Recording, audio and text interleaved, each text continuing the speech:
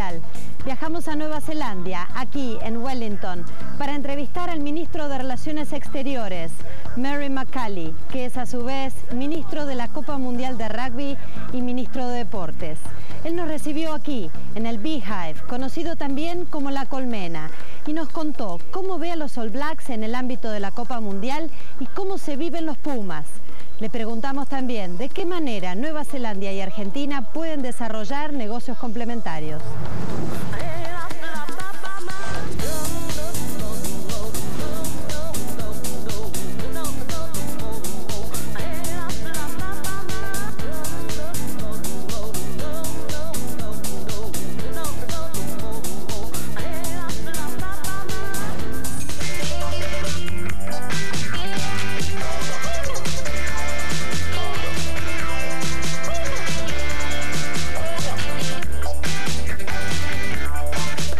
Fiat Uno.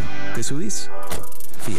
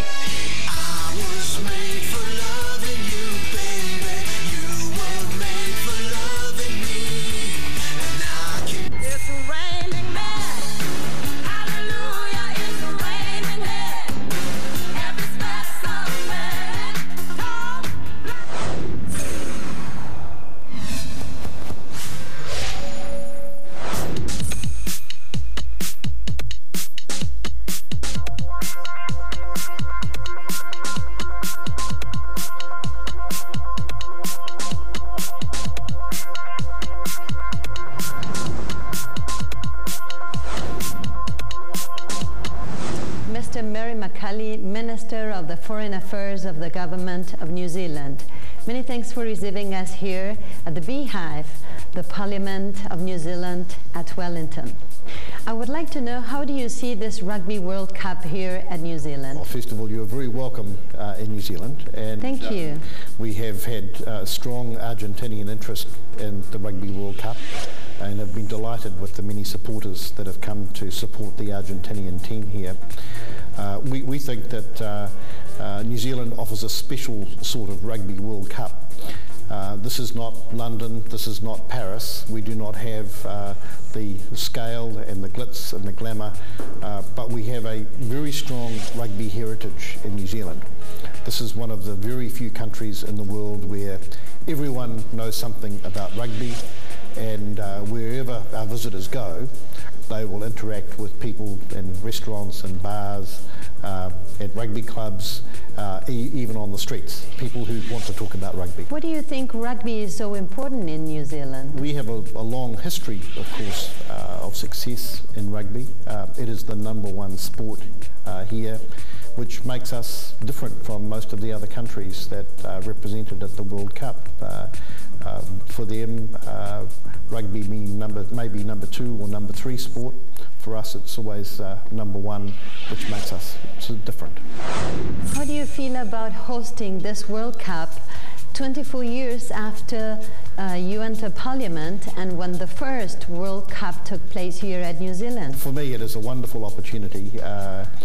As a parliamentarian who has followed rugby and played rugby, to be able to work with the New Zealand Rugby Union, who are our partners in delivering the tournament here this year, and to work with the International Rugby Board and the many other nations that are represented to create a special festival around the Rugby World Cup, including the opportunity to go to Argentina and meet with some of your leading rugby players. I met with Hugo Porta, with Augustin Pichot. This is a wonderful opportunity for a politician who follows rugby. What are the impacts that this Rugby World Cup has had for New Zealand? Well, we are a small country that has, for all of its history, suffered from the geographical location we have down the bottom of the South Pacific.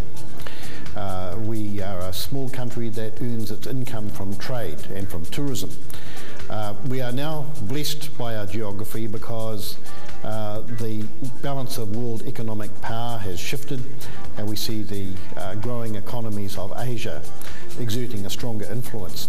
And so there is an opportunity for us as a country to become more successful in trade and in tourism. And the Rugby World Cup gives us a chance to speak to the markets that are important to us about the special features that our country has.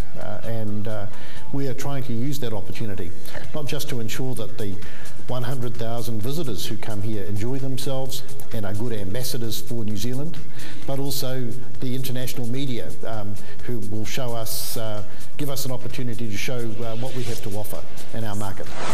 As the Minister of Foreign Affairs, how do you see Latin America and in particular Argentina? I think this is an exciting opportunity, and as I say, not built around conventional export approaches, built around business partnerships.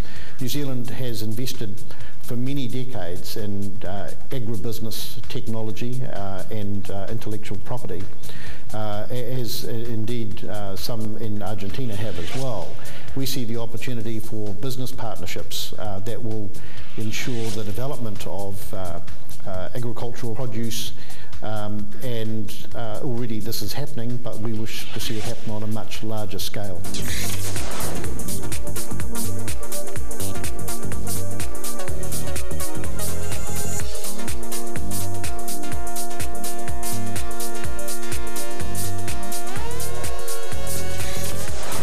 See New Zealand developing a stronger partnership with Australia towards the world? I think that is increasingly the way in which our relationship with Australia will work. We have been used to seeing the relationship with Australia as being about what we can do between New Zealand and Australia with trade. Increasingly, I think it is what New Zealand and Australia together can do with other destinations. I think ASEAN, the Southeast Asian countries, are one opportunity for the two of us collectively, but I think Latin America also represents a joint opportunity, and the way in which the air services operate, I think, create that as an opportunity as well. I'm hoping to see that we'll see more direct flights from New Zealand to Latin America sometime over the next 12 months. New Zealand has one of the highest GDPs of the region, $28,000 per capita.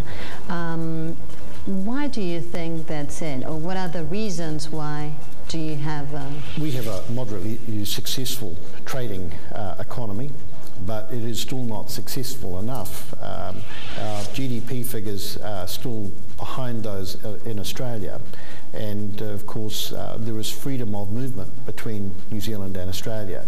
So unless we lift income levels in New Zealand, there is always the opportunity for skilled people to move from New Zealand to take up opportunities in Australia. So for us, we need to focus on becoming wealthier and offering better opportunities to our people. And that is the core strategy of the current government, based around increasing the proportion of our economy that is tied up in foreign exchange earning activities. What are the main challenges that your ministry is undergoing? We are going through a reshaping exercise to make the Ministry of Foreign Affairs more relevant to today's realities.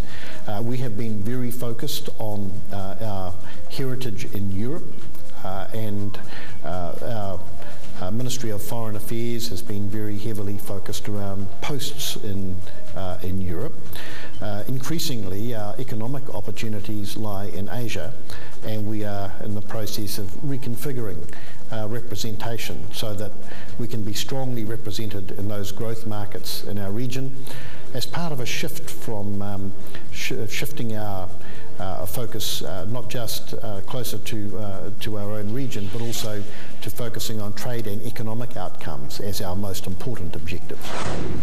How do you see that this global crisis, particularly the crisis that Europe is undergoing, might affect New Zealand? For us, though, this is balanced by the fact that the Asian markets continue to grow strongly.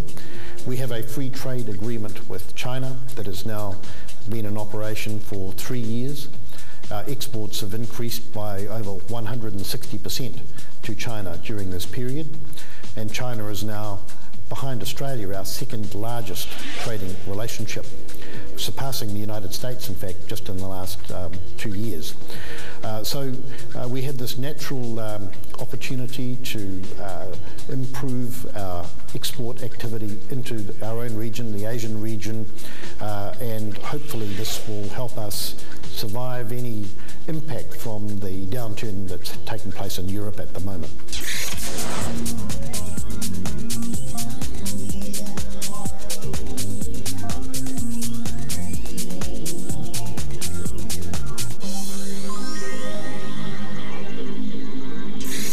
We are flying today to Rotorua, which is the Maori city.